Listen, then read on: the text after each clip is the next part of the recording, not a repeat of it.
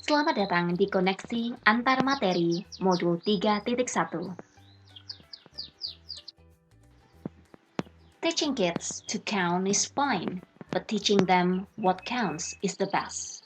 Bob Tolbert. Kata-kata mutiara di atas mengajarkan kepada saya bahwa mengajarkan hal yang berharga atau penting adalah hal terbaik dibandingkan keterampilan atau kemampuan kognitif. Hal ini mempertegas bahwa terkadang sebagai guru kita lupa hal yang berharga itu. Berikut refleksi dari saya. Sama seperti kutipan dari Bob Tolbert, apa yang saya pelajari pada modul ini yang mengajarkan tentang pengambilan keputusan berdasarkan nilai-nilai kebajikan, modul ini mengajarkan hal yang sangat berharga. Filosofi Ki Hajar Dewantoro dengan Pratap Triloka memiliki kaitan dengan penerapan pengambilan keputusan sebagai seorang pemimpin. 3 Triloka, yaitu ing ngarsa Sung Tulodo, ing Madya Mangunkarsa, Tutwuri Handayani. Filosofi ini menunjukkan bagaimana seorang pemimpin perlu menempatkan diri pada posisi dan situasi tertentu pada saat mengambil keputusan. Ketika berada di depan, seorang pemimpin perlu memberikan teladan untuk bertanggung jawab tentang keputusan yang diambil. Ketika berada di tengah, menguji dan menggali dilema etika yang mempertimbangkan kondisi sosial emosional warga sekolah. Dan ketika berada di belakang, memberikan keputusan yang mendorong timnya untuk maju. Nilai-nilai yang tertanam dalam diri kita berpengaruh kepada prinsip-prinsip yang kita ambil dalam pengambilan suatu keputusan. Nilai-nilai kebajikan yang saya ketahui, saya dapatkan dari nilai-nilai kerohanian dan didikan moral dari keluarga saya yang sudah saya kenal dari kecil. Ketika diperhadapkan pada suatu masalah, nilai kasih yang biasanya saya terapkan. Apakah keputusan saya berdasarkan rasa kasih persaudaraan dengan rekan saya? Apakah keputusan saya berdasarkan rasa kasih kepada murid saya? Jika jawabannya adalah iya, maka lebih mudah bagi saya untuk menindaklanjuti keputusan saya.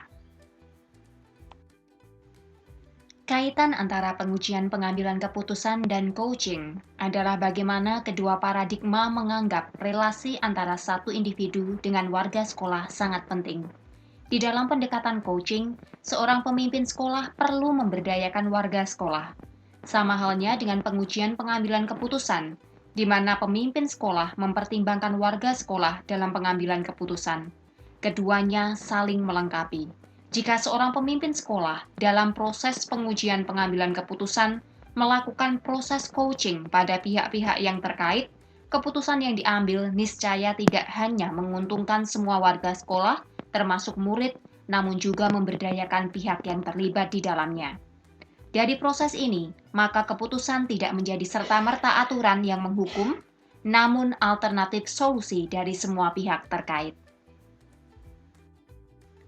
Guru yang dapat memiliki kompetensi sosial emosional yang baik akan menjadi lebih rasional dan penuh pertimbangan sosial emosional dalam mengambil keputusan. Sedangkan guru yang belum dapat mengelola aspek sosial emosionalnya sendiri justru akan membuat keputusan yang secara tidak langsung akan memengaruhi kondisi sosial emosional pihak yang terlibat, termasuk dirinya sendiri. Saya membayangkan ketika saya sedang dalam kondisi tidak mood, kompetensi kesadaran diri kurang, lalu saya perlu mengadakan coaching pada murid atau rekan kerja. Saya dapat membayangkan jika saya tidak akan mampu hadir penuh, apalagi memberdayakan murid atau rekan kerja saya. Dalam kasus dilema etika, saya akan menjadi terbawa emosi, sehingga hal yang saya putuskan cenderung menguntungkan saya. Saya akan mudah memutuskan sesuatu yang instan, atau tidak saya uji dengan menyeluruh. Seorang pendidik merupakan pribadi yang dibentuk melalui nilai-nilai yang dianutnya sejak kecil. Hal ini yang menjadikan nilai-nilai yang dipercaya dan dihidupi oleh seorang pendidik memengaruhi cara seorang pendidik melihat suatu masalah dan mengambil keputusan terkait etika dan moral. Nilai-nilai yang dianut oleh pendidik inilah yang secara umum digencarkan, diberdayakan untuk menjadi nilai-nilai kebajikan yang menjadi salah satu dasar pengujian pengambilan keputusan. Seorang pendidik yang mana tidak hanya menjadi profesi, tapi melekat pada kehidupan sehari-hari ini, melatih nilai-nilai etika dan moral yang perlu dimiliki. Melalui PGP ini pun, saya menyadari bahwa nilai-nilai kebajikan dan keberpihakan pada murid terus ditebalkan pada diri saya. Keputusan yang tepat adalah keputusan yang mempertimbangkan kemanusiaan semua pihak sekolah, yaitu dalam aspek sosial emosional. Ketika suatu keputusan menitik beratkan pada aspek ini, maka well-being dari semua pihak akan tercipta. Kondisi lingkungan akan menjadi lebih positif, kondusif, aman, dan nyaman. Walaupun di beberapa keadaan mungkin kurang nyaman untuk beberapa pihak, namun keputusan yang tepat akan meminimalisir ketidaknyamanan yang ada dan bahkan memberikan cara pandang yang berbeda kepada pihak-pihak yang kurang nyaman sebelumnya. Sebagai contoh, ketika saya membuat grup guru dengan nama Info Penting, saya menuliskan peraturan dalam grup tersebut agar lebih efektif dan efisien. Sebagai contoh bahwa informasi yang diberikan adalah informasi sekolah saja. Ketika ada rekan kerja yang mencoba mencairkan suasana dengan mengirimkan candaan-candaan, saya mengirimkan WA pribadi. Saya tahu bahwa keputusan yang saya ambil ini kurang membuat rekan saya ini nyaman. Namun, kondisi WA grup menjadi lebih nyaman dan sesuai dengan tujuannya yang efisien. Tantangan-tantangan di lingkungan saya terkait pengambilan keputusan dilema etika di tingkat sekolah adalah pemahaman tentang dilema etika dan langkah pengambilan keputusan yang belum dimiliki oleh semua pihak secara khusus pemimpin sekolah. Dalam beberapa hal, keputusan dari pemimpin sekolah adalah hal yang mutlak dilakukan tanpa melalui pengambilan pengujian keputusan. Tentu ini menjadi dilema tersendiri bagi saya secara pribadi, bila mana saya memiliki pemikiran yang berbeda tentang keputusan tersebut.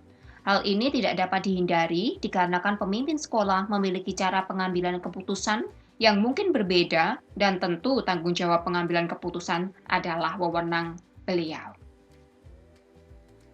Pada tingkat pembelajaran di kelas saya memiliki kebebasan untuk menentukan keputusan yang memerdekakan murid-murid saya dalam pembelajaran. Dalam pembelajaran bahasa Inggris yang saya ampu, saya menerapkan pembelajaran berdiferensiasi dan PSE. Saya sebenarnya sudah memikirkan ini jauh sebelum saya mengikuti program ini, bahwa saya ingin agar murid-murid saya belajar dengan merdeka sesuai potensi mereka. Namun, saat itu saya tidak tahu apa yang perlu saya lakukan. Hal ini sekarang dapat saya lakukan karena saya diperkenalkan pada dasar pengambilan keputusan, yaitu berpihak pada murid berdasarkan nilai-nilai kebajikan dan bertanggung jawab. Ketiga hal tersebut menjadi tolok ukur bagi saya untuk memutuskan pembelajaran yang sesuai dengan potensi murid-murid saya. Satu keputusan dari seorang pemimpin pembelajaran dapat memengaruhi kehidupan atau masa depan murid-muridnya. Sebagai contoh, seorang guru memutuskan untuk mengikuti peraturan bahwa anak tidak lolos mata pelajarannya karena nilainya di bawah KKM dan sudah diremedi, namun ternyata nilai mata pelajaran ini menjadi penentu kenaikan kelas. Jika guru tersebut memberikan remedi dengan cara berbeda, besar kemungkinan nilainya akan di atas KKM. Namun, jika guru memutuskan untuk tidak melakukannya, masa depan anak ini pasti akan berubah. Berikut pemahaman saya mengenai modul 3.1. Pada modul 3.1 ada 4 paradigma dilema etika, 3 prinsip dilema etika, dan 9 langkah pengambilan pengujian keputusan. Hal-hal ini berdasarkan keberpihakan pada murid, nilai-nilai kebajikan, dan tanggung jawab.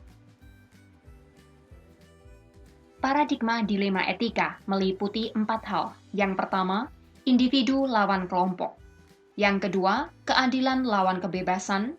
Yang ketiga, kebenaran lawan kesetiaan. Dan yang keempat, jangka pendek lawan jangka panjang. Itulah paradigma dilema etika. Berikut 3 prinsip dilema etika. Yang pertama, berpikir berbasis hasil akhir. Yang kedua, berpikir berbasis peraturan. Dan yang ketiga, berpikir berbasis rasa peduli. Setelah mengetahui paradigma dan prinsip dari dilema etika, mari kita lihat 9 langkah pengambilan dan pengujian keputusan. Yang pertama, mengenali nilai-nilai yang bertentangan. Yang kedua, menentukan siapa saja yang terlibat. Yang ketiga, mengumpulkan fakta-fakta relevan. Yang keempat, pengujian benar-salah. Dalam pengujian benar-salah ada 5 pengujian. Yang pertama, uji legal. Yang kedua, uji peraturan. Yang ketiga, uji intuisi. Yang keempat, uji panutan. Dan yang kelima, uji publikasi. Yang kelima, pengujian paradigma benar lawan benar. Yang keenam, melakukan prinsip resolusi. Yang ketujuh, investigasi opsi trilema, opsi yang lebih kreatif. Yang delapan, membuat keputusan. Dan yang terakhir, lihat keputusan dan refleksikan. Sebelum mempelajari modul ini, saya pernah mengalami dilema etika, yaitu ketika saya saat itu menjadi guru piket dan mendapati seorang murid yang sakit cacar air yang belum terlalu kering tetapi dihantar oleh sang kakek ke sekolah. Di satu sisi, sesuai peraturan kesehatan sekolah, anak ini tidak boleh masuk sekolah. Di sisi lain, saya kasihan karena dia menangis saat saya memintanya untuk pulang. Saat itu sang kakek sangat marah kepada saya. Saat itu, saya hanya yakin keputusan yang saya buat itu tepat dikarenakan saya mengutamakan kesehatan murid-murid lain di kelas. Namun, saya tidak mempertimbangkan kondisi psikologis dari murid saya ini. Setelah mempelajari modul ini, seharusnya saya bisa memikirkan trilema yang lebih baik. Mungkin dengan memberikan tugas-tugas secara mandiri di rumah, agar murid saya dapat mengikuti pembelajaran di rumah secara mandiri, dikarenakan saat itu pembelajaran daring belum ada. Dampak sebelum dan sesudah mempelajari modul ini. Sebelumnya, saya memutuskan berdasarkan peraturan dan kebiasaan yang ada di sekolah tanpa memikirkan trilema yang ada. Seringkali keputusan saya buat dengan cepat tanpa pertimbangan yang lebih matang untuk saya uji terlebih dahulu. Saya juga menerima keputusan yang ada untuk menghindari konfrontasi. Sesudah saya mempelajari modul ini, sekarang saya lebih berhati-hati dalam mengambil keputusan. Saya menilai dengan 3 hal, yaitu keberpihakan pada murid, nilai-nilai kebajikan, dan tanggung jawab. Saya juga selalu menguji hal-hal yang terjadi di sekitar saya. Saya juga mencoba mengaplikasikan 9 langkah pengambilan keputusan. Friksi mungkin saja terjadi dikarenakan tidak semua keputusan akan menyenangkan bagi semua pihak. Modul ini sangat penting bagi saya sebagai seorang individu dan seorang pemimpin. Modul ini membuat saya merefleksikan keputusan-keputusan yang sudah saya buat sebelumnya, dan saya menemukan beberapa hal yang belum sempat saya lakukan, seperti keberpihakan pada murid dan 9 langkah pengambilan serta pengujian keputusan. Saya menjadi mengerti mengapa pada beberapa keputusan yang saya buat di masa lalu, keputusan-keputusan tersebut menyebabkan friksi antar teman atau murid. Saya rasa ada hal yang krusial yang belum saya ketahui sebelum mengenal modul ini.